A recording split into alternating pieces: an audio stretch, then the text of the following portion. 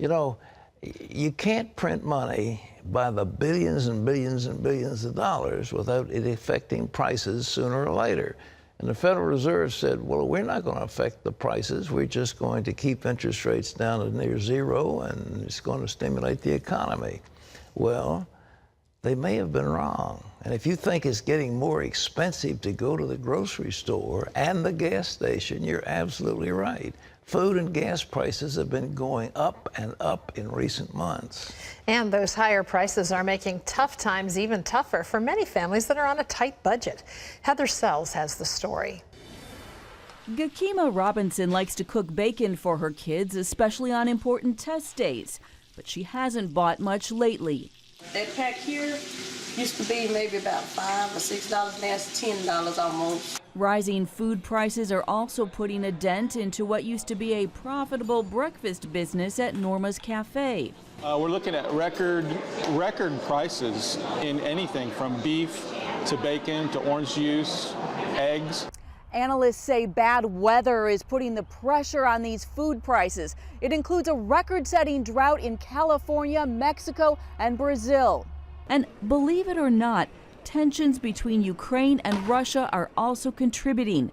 That's because Ukraine exports substantial amounts of corn, wheat, and sunflower oil. The Consumer Price Index released last Tuesday shows food prices rising 0.4% in March. The biggest increases came from eggs, milk, butter, oranges, pork, ground beef, and poultry. The U.S. Department of Ag is predicting food prices will rise between 2.5% and 3.5% this year, but many analysts say it could be worse. On top of that, pain at the pump is also hitting many consumers. The national average is up to $3.69 a gallon for gas, up nearly 10 cents in the last 2 weeks, and up by 4% from a year ago. I'm not happy about it because I travel an hour to work. Analysts say U.S. refiners are shipping more gas to other countries, creating more global competition for U.S.-produced fuel. For consumers, that means prices might not come down anytime soon. And that's tough news for many Americans eager to hit the road this summer after being cooped up during a record-setting winter. Heather Sells, CBN News. Well, I wondered why it's taken this long to get there. I mean, you can't hold interest rates down on the floor for month after month after month after month and keep flooding the economy with money without it having an effect. But this is a modest effect. What the real cost in your life is going to be is the tax burden that our president is putting on us and the costs of health care. They are the main drivers of inflation. Well, the president says the economy's been getting stronger under his administration. But some of his Democratic allies say the economy could hurt them in this year's elections. Ephraim Graham has that story from our CBN newsroom. Ephraim. Pat, Democratic strategists are telling their party's candidates not to talk about an economic recovery in their election campaigns. The strategists say it is a political loser because people don't believe it. They point out Republicans can simply say the Obama administration has had 6 years to get the economy moving, and it hasn't worked.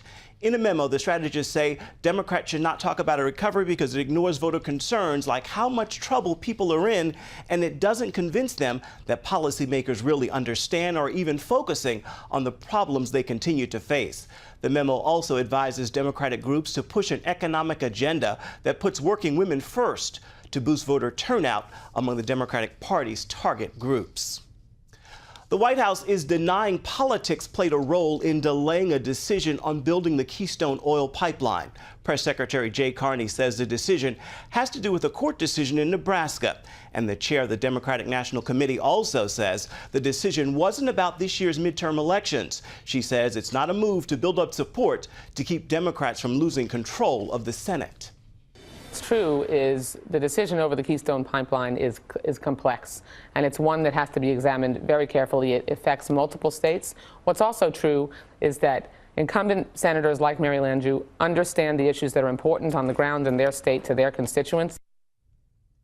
Critics say the move keeps liberal environmentalists who oppose the pipeline happy, while also allowing some Democrats to say they support building the pipeline and creating new jobs. Pat? You know, I'm going to tell Mrs. Wasserman Schultz that we also believe in the great pumpkin and Santa Claus. The idea that that's not political is nonsense. There was a wealthy donor, he's a billionaire, who's given huge amounts of money to the Democrats, and he's holding that whole thing hostage. That is a plus for America. It hires about 20,000 workers. Steel workers want it. They need jobs.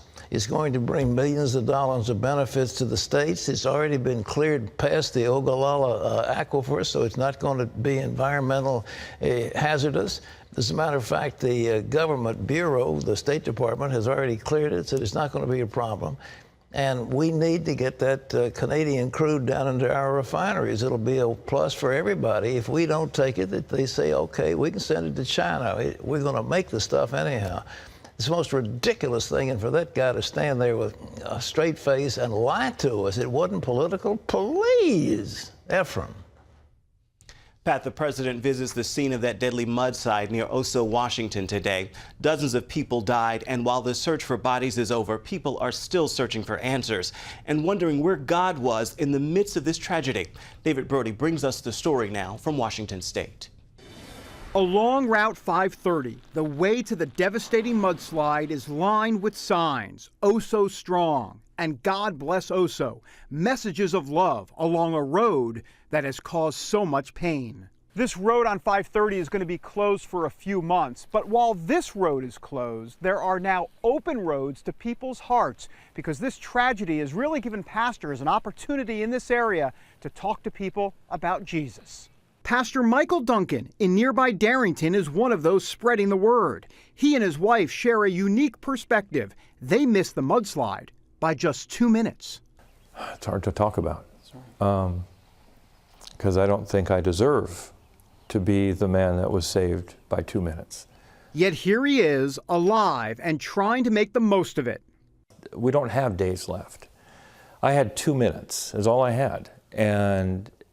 And there were people that died that I knew that didn't have that time. They don't have the rest of the year to get saved. They had that day. Amanda Scorions almost joined the dead. Her home slid 600 feet before stopping. I know that God was with us because as it was going, I cried out to him and I said, please save us. But what about those not saved? Many ask, where was God for them? Pastor Duncan explains it this way. Well, God is in the middle of all of this. He's right in the middle of it all. The Bible says that God brings the day of disaster as well as the day of blessing. That God is not necessarily, we don't charge God with a fault, that he's not wrong in letting these things happen. There's a day appointed for everybody, and nobody gets to that day without God's permission. That appointed day belongs to God. Life and death are in his hands. And that's a theme preached by pastors up here. Many are listening and seeking help.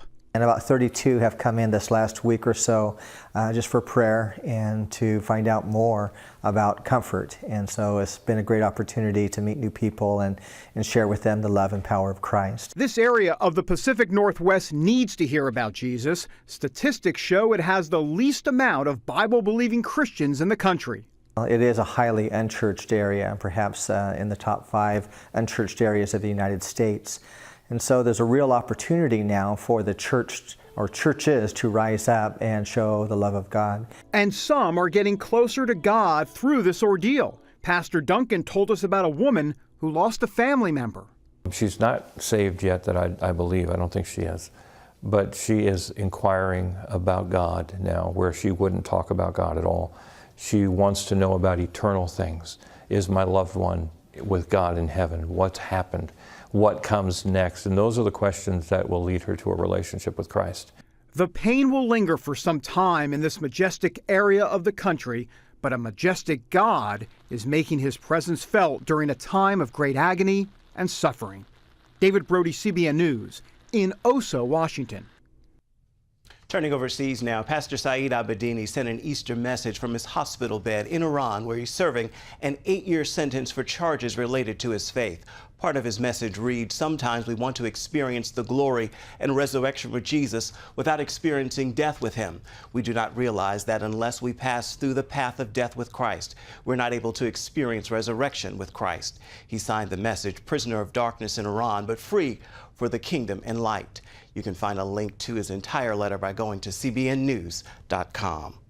Back here at home, a New Jersey family is suing a school district saying the phrase "under God" in the Pledge of Allegiance discriminates against atheist children. The American Humanist Association says the phrase, quote, marginalizes atheist and humanist kids as something less than ideal patriots. The plaintiffs say "under God" violates the New Jersey Constitution, but a school district lawyer says they're just following a state law that requires schools to recite the pledge daily. He says individual students do not have to take part. Well, laughter really can be good medicine for your brain. A recent small study from Loma Linda University had 20 people watch a funny video for about 20 minutes, while another group didn't watch anything. ABC News reports tests afterwards found people who watched the funny video did better on memory tests and had less stress hormones. The researchers say the less stress you have, the better your memory, and that simply laughing increases hormones that make you feel better. The author of the study says laughing every day will improve your quality of life. Sounds like it's straight from Proverbs 17, Pat. That's what it says, therefore there's no question about it. A merry heart doeth good like medicine. That's what it says, and it's true. We have a lot of laughter around here if we don't do something wrong. I ask people, you having a good time? That's one of the questions I ask, the employees. Are you having fun? If you're not having fun, something's wrong. I hope you're having fun. Of course, they might be saying yes to you because you're you, No. Well, if they do, then, of course, lying is worse than no laughter. I'm sure there's a proverb for that, too. I'm sure there is. Lying mouth will come to judgment. All right, but let's all have a good time and let's laugh. I mean, I think God has a sense of humor, but absolutely, He's portrayed as a mean old man, in a black frock coat with a stern visage. Well, he gave us laughter. A lot of scripture about joy. Joy will come in the morning. Weeping may be for the night, but joy will come in the morning. Let's have joy. Rhode Island Governor Lincoln Chafee has declared May 1st as a Day of Reason. It's being held on the same date as the National Day of Prayer. The Humanist of Rhode Island and the Secular Coalition for Rhode Island say they requested the event. Atheists and secularists call the Day of Prayer a persistent threat to the separation of church and state. They think a Day of Reason will help them to fight back. A city in England is investigating an alleged Muslim plot to expand Islamic influence in its public schools. Birmingham City has received more than 200 complaints from about 25 schools. The letters say a group of Muslims plan to force out school staff who resist the increasing observance of Islamic customs in schools. They also say non-Muslim staff have been bullied. Boys and girls have been segregated during class, and sex education has been banned. The complaints refer to the scheme as Operation Trojan Horse. You can always get the latest from CBN News by going to our website, cbnnews.com.